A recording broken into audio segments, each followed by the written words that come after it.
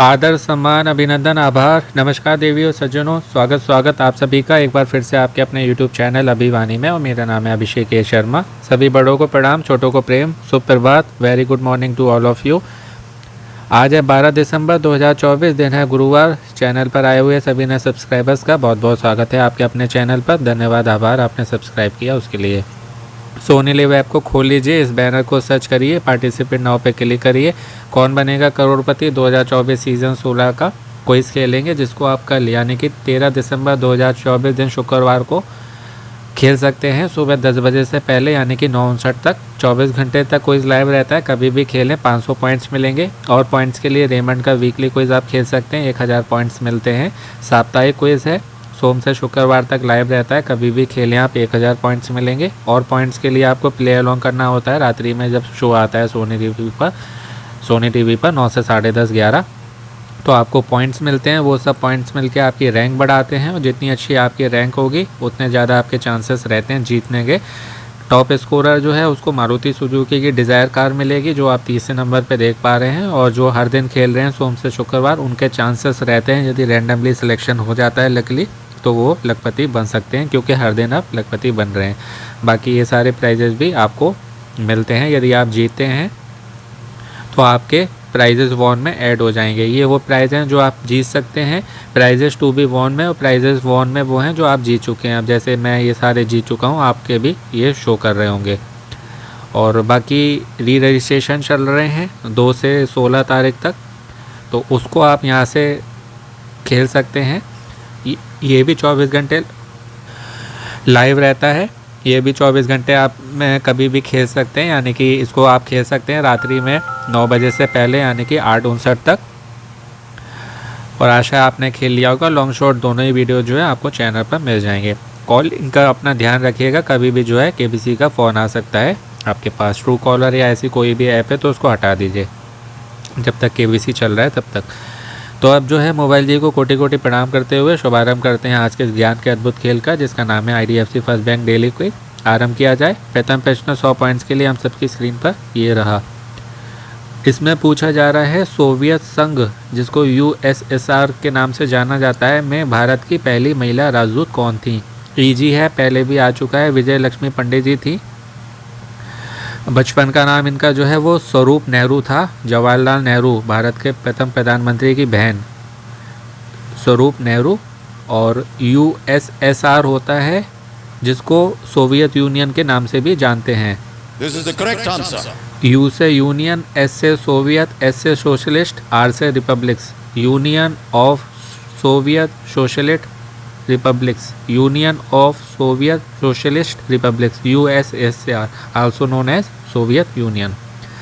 अगला प्रश्न है, नोबेल पुरस्कार जीतने वाले पहले भारतीय कौन थे। ये भी रिपीटेड प्रश्न है, आज शायद तीसरी या चौथी बार बता रहा हूँ। रविन्द्रनाथ टैगोर जी हैं। 1913 में जीता था साहित्य के लिए, अपनी रचना गीतांजलि के लिए। This is the correct answer. 1913 for literature for Gitanjali, जो कि कविताओं का संग्रह है, बांग्ला में लिखी गई थी, उसको इन्होंने इंग्लिश में ट्रांसलेट किया था, उसके लिए इनको मिला था 1913 में साहित्य का नोबेल प्राइज़। पहले एशियाई और पहले गैर यूरोपीय भी थे ये। तीसरा प्रश्न है, एशियाई खेलों में कुश्ती में स्वर्ण पदक जीतने वाली पहली भारतीय महिला कौन थी। तो कुश्ती में जीतने वाली तो विनेश फोगाट थी।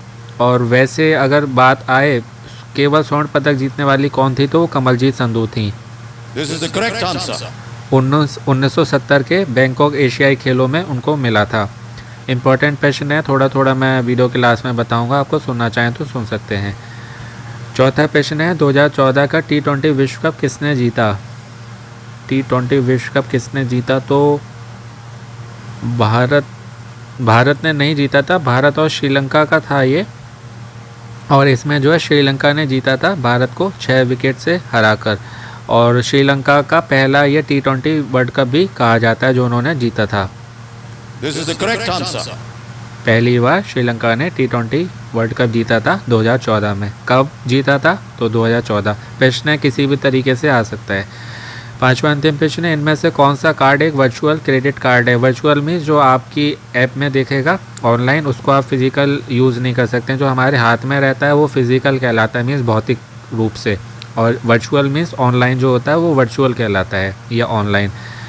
फर्स्ट अर्न होता है ये ऑप्शन ए, इसको आप टच करके सबमिट This कर is the देंगे। correct answer. लॉक हो गया हमारा आंसर, सही हो गया। तो आज के इस क्विज में 500 पॉइंट जीत लिए हैं हमने। अब थोड़ा थोड़ा मैं बता देता हूँ इम्पोर्टेंट, आप अपनी जीके की अच्छी तैयारी के लिए चाहें तो सुन सकते हैं, रिवीजन करना चाहें तो सुन सकते हैं, नहीं तो कोई इसके आंसर तो मैंने आपको बता ही दिए। हालांकि मैं आंसर बताने के लिए कभी वीडियो बनाता ही नहीं हूँ, मैं बनाता हूँ आपकी अच्छी तैयारी के लिए और रिवीजन के लिए शॉर्ट भी बना देता हूँ, जिससे जिनको केवल आंसर चाहिए होते हैं उनको भी मिल जाते हैं और आप सबकी भी रिवीजन हो जाती है। तो बात हो रही थी 2014 आईसीसी विश्व 20 वर्ल्ड कप की, 2020 जिसको बोलते हैं। तो ये जो है 5वां संस्करण था, 5th एडिशन। मेज़बानी जो है जो ऑर्गेनाइज होता है वो बांग्लादेश ने किया था, बांग्लादेश ने, और बांग्लादेश में 3 जगहों पर खेला गया था, ढाका, चटगांव और सिलहट। 16 मार्च से 6 अप्रैल तक चला था, 16th of March to 6th of April 2014। और अंतर्राष्ट्रीय क्रिकेट परिषद ने बांग्लादेश को 2010 में इस टूर्नामेंट की मेज़बानी दी थी। तो तब नहीं हुआ था, ये हुआ था 2014 में। मेज़बानी की बात आई तो वो 2010 में इसको दी गई थी। और बाकी तो मैंने बता ही दिया, और कुछ ज़्यादा है नहीं बताने के लिए। और विनेश फोगाट के बारे में मैं आपको बता रहा था, तो ये हरियाणा के चरखी दादरी में पैदा हुई है और स्वर्ण पदक जीतने वाली पहली भारतीय महिला पहलवान तो हैं ही। और राष्ट्रमंडल खेलों में इन्होंने 3 स्वर्ण पदक जीते हैं, जिससे ये पहली भारतीय महिला पहलवान बन गई हैं। और वर्ल्ड रेसलिंग चैम्पियनशिप में इन्होंने 2 पदक भी जीते हैं। अब जैसे जो प्रश्न में आया था ना एशियाई खेलों में स्वर्ण पदक की, तो वो इन्होंने 2018 में जीता था जकार्ता पालमबैंग में। 2018 जकार्ता पालमबैंग। एशियाई खेलों में ये अब तक 2 पदक जीत चुकी हैं, एक गोल्ड एक ब्रॉन्ज। स्वर्ण की मैंने आपको बता दी, एक जीता था इन्होंने कांस्य, जिसको ब्रॉन्ज मेडल बोलते हैं, वो जीता था 2024 इंचियोन, 2014 इंचियोन। राष्ट्रमंडल खेलों में मैंने आपको बताया 3 स्वर्ण पदक जीते हैं, 3 गोल्ड मेडल। पहला जीता था 2014 ग्लासगो, दूसरा 2018 गोल्ड कोस्ट, तीसरा 2022 Birmingham. 2014 Glasgow, 2018 Gold Coast, 2022 Birmingham. World championship के बारे में मैंने आपको बताया था, उसमें इन्होंने गोल्ड नहीं जीता है, केवल 2 कांस्य पदक जीते हैं 2 बार, यानी कि ब्रॉन्ज मेडल। 2019 नूर सुल्तान, 2022 बेलग्रेड, 2019 नूर सुल्तान, 2022 बेलग्रेड। और एशियाई चैम्पियनशिप जो होती है कुश्ती की, क्योंकि ये कुश्ती से जुड़ी हुई हैं, एशियाई कुश्ती चैम्पियनशिप, उसमें इन्होंने 2 कांस्य जीते हैं, 1 रजत जीता है। कांस्य हो गए ब्रॉन्ज 2013 नई दिल्ली और 2016 बैंकॉक। रजत पदक सिल्वर मेडल 2015 दोहा में, यानी कि bronze medal 2013 new Delhi, 2016 Bangkok, silver medal 2015 दोहा। रजत पदक 2015 दोहा और कांस्य पदक 2013 और 2016। और राष्ट्रीय कुश्ती चैम्पियनशिप में एक इन्होंने रजत, ये एशियाई की मैंने आपको बताया था, ये राष्ट्रमंडल की है। राष्ट्रमंडल कुश्ती चैम्पियनशिप में इन्होंने रजत पदक जीता है 2013 जोहान्सबर्ग में, सिल्वर मेडल इन 2013 जोहान्सबर्ग। तो ये सारे जो भी इन्होंने अब तक जीते हैं वो सब मैंने आपको जो है बता दिए, क्या पता कहाँ से आ जाए प्रश्न, ये बता दिया। और अगर कहीं आए एशियाई खेलों में स्वर्ण पदक जीतने वाली पहली भारतीय महिला कौन थी, तो वो कमलजीत संधू जी थी। इनके बारे में भी पहले मैं आ चुका है, मैं बता भी चुका हूँ। 1970 के बैंकॉक एशियाई खेलों में जीता था, ये दौड़ती हैं, 400 मीटर दौड़ में इन्होंने जीता था। 1970 बैंकॉक एशियाई games 400 meters run gold medal. 57.3 second में ये दौड़ इन्होंने पूरी करी थी। ये भी पंजाब से आती हैं, पंजाब राज्य से हैं। 57.3 सेकंड, 57.3। और इनको पद्मश्री भी मिल चुका है। पद्म अवार्ड्स में जो तिकड़ी होती है 3 अवार्ड्स, पद्मश्री, पद्म भूषण, पद्म विभूषण। तो पद्मश्री इनको मिल चुका है 1971 में, 1971। पहले प्रश्न पर चलते हैं। मैंने उसमें आपको बताया था विजय लक्ष्मी पंडित जी के बारे में। जन्म का उनका नाम था स्वरूप नेहरू। जवाहरलाल नेहरू इनके भाई हैं। इनके पिता आपने नाम सुना होगा मोतीलाल नेहरू। तो मोतीलाल नेहरू, पंडित मोतीलाल नेहरू और स्वरूप रानी नेहरू उनकी ये पुत्री हैं। स्वरूप रानी नेहरू माताजी, पंडित मोतीलाल नेहरू पिताजी। प्रयागराज उत्तर प्रदेश में जो है इनका जन्म हुआ था। और उसकी बात हो रही थी अध्यक्ष की, तो 8वें नंबर की अध्यक्ष थी संयुक्त राष्ट्र महासभा में 1953 टू 1954। 15 सितंबर 1953 से 21 सितंबर 1954। 15 ऑफ सितंबर 1953 टू 21 ऑफ सितंबर 1954। तीसरी राज्यपाल कौन थी महाराष्ट्र की? तो यही थी 1962 से 1964। 28 नवंबर 1962 से 18 अक्टूबर 1964 महाराष्ट्र की तीसरी राज्यपाल। 28 ऑफ नवंबर 1962 टू 18 ऑफ अक्टूबर 1964। लोकसभा की ये सदस्य भी रह चुकी हैं संसद में 64 टू 69, 1964 टू 1969, यानी कि 1964 से 1969 तक लोकसभा की संसद की सदस्य।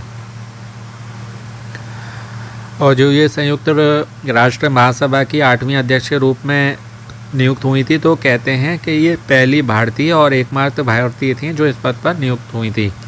और जैसे कि राजनीति में जो अधिकतर रहता है और लंबे समय तक रहता है, तो शायद ही है वो कभी जेल ना गया हो, तो इनको भी कई बार जेल जाना पड़ा था। आंदोलन जब हुए थे, भारतीय स्वतंत्र आंदोलन जो था उसमें भी इनकी भागीदारी थी, जिसके लिए इनको कई बार जेल जाना पड़ा था। विजय लक्ष्मी पंडित जी। तो बस इतना ही है बताने के लिए, और ज़्यादा कुछ है नहीं।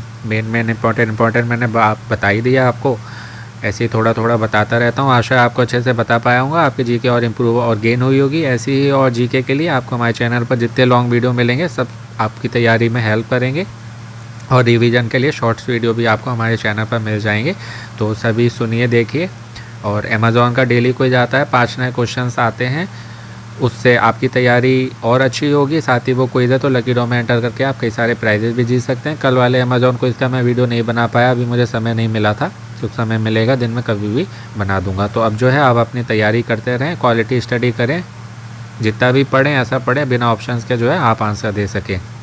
डिटेल स्टडी जिसको बोलते हैं वो करिए, कहीं से भी प्रश्न आ जाए तो आप उत्तर दे सकते हैं। और ये आपकी जनरल नॉलेज जो है आपकी सरकारी नौकरी में भी हेल्प करेगी, कभी भी आप तैयारी करते हैं या कर रहे होंगे, या ऑफलाइन क्विज़ की तैयारी, क्योंकि जनरल नॉलेज सभी जगह कंपलसरी मस्ट है। बाकी कभी प्राइवेट नौकरी करेंगे वहाँ भी इंटरव्यू में पूछी जाती है। तो जीके तो सभी जगह है, बाकी अपने ज्ञान को बढ़ाते रहें। और कई सारे नंबर से रजिस्ट्रेशन करें, अपने जो रजिस्ट्रेशन चल रहे हैं नए नंबर उसमें हो, और जो पहले से सेलेक्ट हो गया उससे ना करें, आपके चांसेस उसमें बाद में चले जाएंगे। तो नए नंबर से करें, अलग अलग नंबर से करें, और कई अलग अलग समय पर खेलें, जैसे सुबह, दोपहर, शाम, रात, इस तरीके से करके। तो खेलते रहिए, मोटिवेट रहिए, पॉजिटिव रहिए, अपना का ध्यान रखिए, स्वस्थ रहिए, मस्त रहिए, पसंद रहिए, सुनते रहिए अभिवानी भाई अभिषेक शर्मा। आपका दिनों जीवन शुभ हो। शीघ्र मिलते हैं एक नए वीडियो में। All the very best and best luck friends. नमस्ते, शुभ दिन।